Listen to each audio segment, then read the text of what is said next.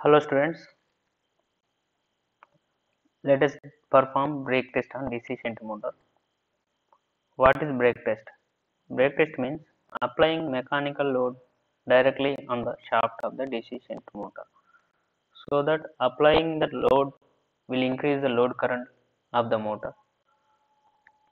So we have to calculate the load current and armature voltage and how much load we are applying on the shaft of the shunt motor.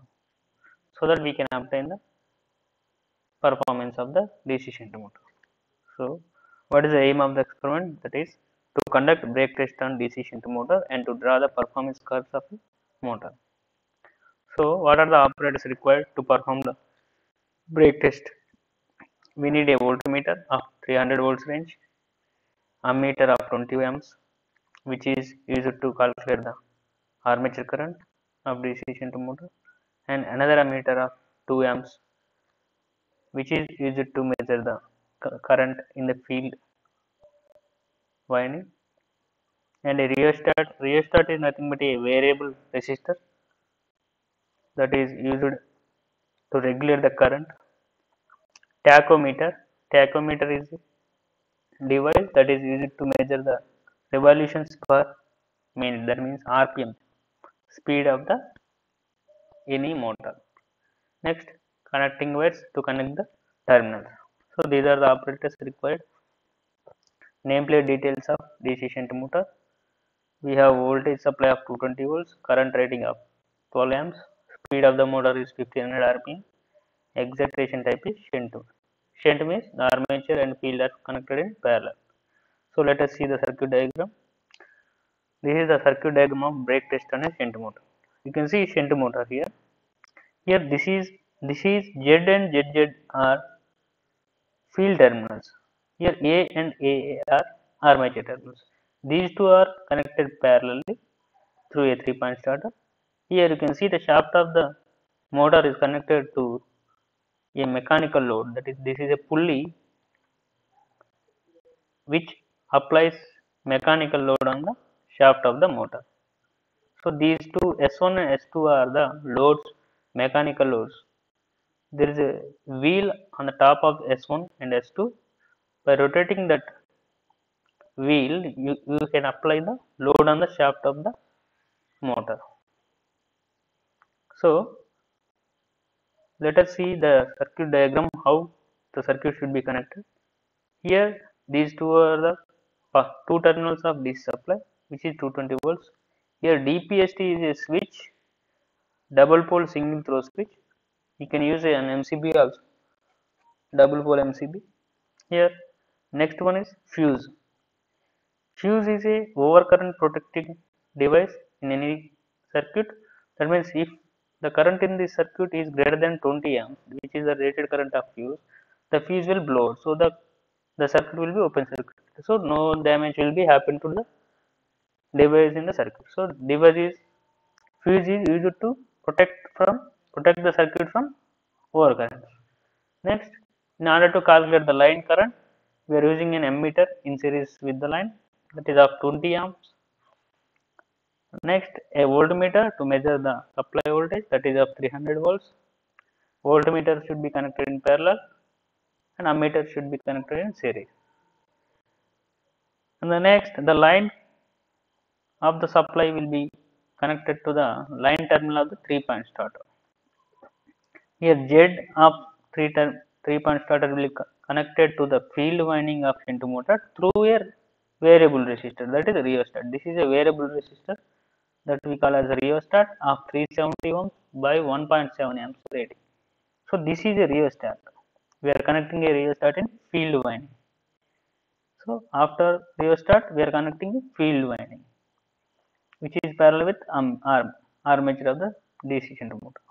Here A and A are the two terminals of armature. The A terminal of 3-point starter will be connected to the armature terminal A, and AA will be connected to the negative terminal of the supply.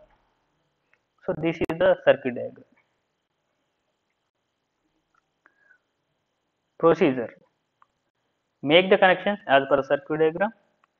Initially, keep the field rheostat in minimum resistance position. That means This rheostat keep must be kept at minimum value so that the maximum field current will be passed through the field winding. Next, give the supply by closing the DPST switch and start the motor with the help of 3-point starter. By turning on this DPST, the current will enter the circuit and there will be a starter third. By moving that starter third, you can give the current to the motor as well as field winding. Adjust the motor field rheostat till the rated speed is obtained. So, in order to obtain the rated speed, which is 1500 rpm of motor, we can adjust the rheostat resistance so that the field current will be changed, which changes the flex. So, flex and speed of the DC shunt motor are inversely proportional to each other. If you reduce the flex, the speed of the motor will be increased. If at starting the speed may not be 1500 rpm, so in order to increase the speed to 1500 rpm, we can reduce the flex. So, by increasing the rheostat. So, by increasing the rheostat value, we are reducing the flex so that speed will be increased to the rated speed. By keeping the motor at rated speed, we have to apply these mechanical loads, that is pulley onto the shaft of the motor by tightening the wheels on the top. So, by tightening the wheels on the top, the mechanical load will be applied on the shaft so that the armature current and voltage across the armature, the line current and the supply voltage will be measured, as well as a speed of the motor also be measured by using a tachometer. Note down the readings of speed by using tachometer, voltmeter, ammeter and spring balance. Spring balance means S1 and S2. So, we have to repeat these 5 and 6 steps until rated current is obtained. By obtaining the maximum load on the, by applying the maximum load on the shaft, we can get maximum rated current on the motor. So, after that, remove the load on the motor before switching off the supply. This is the procedure. Tabular column, these are the readings. First column contains supply voltage of 220 volts, which is constant, and current, load current, that is that varies. That means you can see that is increasing step by step. But that means by applying the load, these two S1 and S2 are the mechanical load on the shaft. By increasing the loads, we can see increase in the current, load current here. So, current is proportional to the load applied on the shaft. So, we can see by applying the load, the speed of the motor is reducing from 1500 to 1452. The input power will be calculated by multiplying input voltage V voltage and input current V into I. The expression for torque will be S1 minus S2 into R is the radius of the shaft, radius of the pulley, and 9.81 Newton meter. So, by calculating torque, we can calculate the output power, which is 2 pi nt by 60. So, we got input power and output power. The efficiency will be ratio of output to input power. So, we can obtain the efficiency of the DC shunt motor by performing brake test. So, these are the model graph. This is the graph between speed, torque, efficiency and output power. So, these are the practical graphs obtained after performing the test. The result is brake test is concluded on the DC shunt motor and hence performance curves are drawn. So, this is about brake test. Thank you. Characteristics for a DC shunt motor, we need to perform a brake test, right? So in the brake test, ultimate motto is we need to find the efficiency of a DC shunt motor. So how to find the efficiency, which is nothing but output power by input power. So if you want to find the input power, it is a DC, right? So simply it is a product of input voltage and input current. So we need to measure line current and we need to measure the supply voltage. So for that purpose, for the line I am connecting a meter in the series and I am placing a voltmeter across the supply in order to get the input power. So let us give the connections according to our circuit diagram. So first, it is also a shunt motor. So with the help of 3-point starter, we need to start the shunt motor, right, in order to reduce the starting current. So which consisting of 3 terminals, L for line, A for armature, F for field. So the line terminal of your 3-point starter should be connected to the ammeter Mini2. Means I want to measure the line current, right, how much input current is flowing through a DC motor. So for the line current, I am going to consider the meter range, maybe the 0 to 25 amps, right. So ammeter negative to L, right. Next, ammeter positive to supply positive. Ammeter positive to our supply positive. Next, I want to connect one voltmeter across the supply in order to measure the input voltage, right. So directly take a voltmeter. So positive to positive. Next, negative terminal of your voltmeter should be connected to the negative terminal, negative supply, right. So simply by multiplying these 2 meters, input voltage and input current, line current, right, we will get the input power, right. So next, as per our circuit diagram, what I am doing, so the armature terminal of your 3-point starter should be connected directly to the armature winding of your shunt motor, right. And next, we need to form the closed loop now. So AA to negative supply, AA to negative supply. Next, in the field, what I am doing, I am taking one rheostat in order to maintain the speed of your DC shunt motor as a rated 1500 RPM. So the field terminal of 3-point starter should be connected to the starting point of your rheostat. Already I have explained, right, in the first experiment. So this is the fixed position starting, and this will be the variable position. So it is a finishing point. So the starting point should be connected to the field terminal of your 3-point starter. The starting terminal of rheostat should be connected to the field terminal of your starter, and the finishing terminal should be connected to the field winding of your motor. Field winding of your motor, and again we need to close AA to F in order to form the closed loop. So F to AA. So these are the connections. You connect our circuit diagram. We have given the connections, right? Hi students. So today we are going to perform an experiment on DC shunt motor in order to find, or in order to get the performance characteristics of a DC shunt motor. So to obtain the performance characteristics of a DC shunt motor, here we are performing a brake test.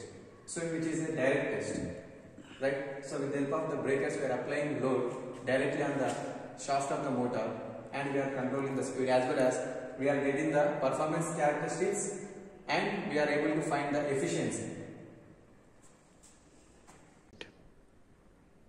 So here in this experiment, we have connected one rheostat in series with the field winding. So the position of the field rheostat should be at the minimum position, right?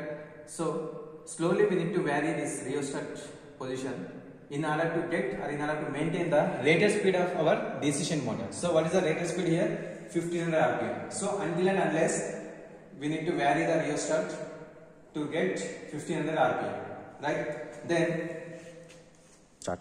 so at rated speed, we need to set these two at 00. So these are the two breakers. With the help of this, we are applying load directly on the shaft of your DC shunt motor. So you can vary any one breaker, right? Suppose you are assuming that it may be S1 in kgs, right? We are applying the load in kgs.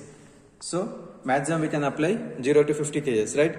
So slowly if you are varying this, so S1 as well as S2, both the breakers values are going to be changing. Means we are applying certain load on your shunt motor. So according to that load, we need to observe the speed with the help of tachometer. So until and unless we need to get 5 to 6 readings to obtain the performance characteristics. In order to get the performance characteristics, as well as we need to obtain efficiency of your DC shunt motor. At last, we need to again reverse it back 0 0. Then we need to close the, and we need to open the starter of shunt motor. So the experiment related to DC motor is we need to find the speed torque characteristics. So in order to find the characteristics, we are performing brake test, right? So now switch on the supply, right? So slowly apply the starter, right? Next, with the help of the field rheostat, we need to adjust the speed of a DC motor should be at greater speed. That should be 1500 RPM. Now slowly you can vary the breakers. You apply the breakers.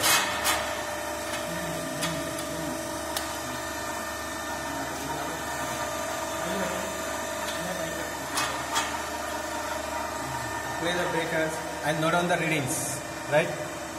Input voltage and input current. So input voltage is 210 volts.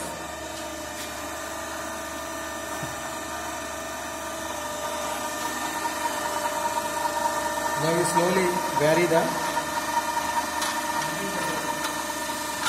increase the load, right, with the help of any breaker. So if you observe here, right, then you note down the readings of voltmeter and ammeter. So again I am going to increase in the load.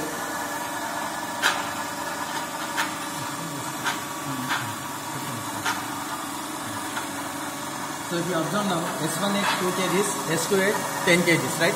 So at that point, the values of the input voltage and the input current will be, so input voltage is 200 volts and the current will be the 7.5 amperes, right? So in this way we need to perform the brake test to obtain the characteristics. Now slowly reduce the load. So according to each and every load, we need to note down the corresponding speed, right? So in this way, we need to perform the brake test in order to get 5 to 6 readings. So after completion of the experiment, so remove the load, maintain the two breakers S1 S2 at 0 position.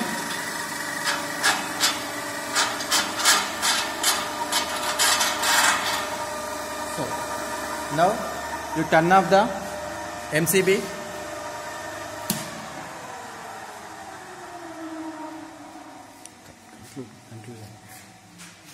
So by performing this brake test on a DC motor, we need to draw the characteristics, speed versus torque, as well as the efficiency of a DC motor. So it is nothing but directly we are applying loads on the shaft of a DC motor.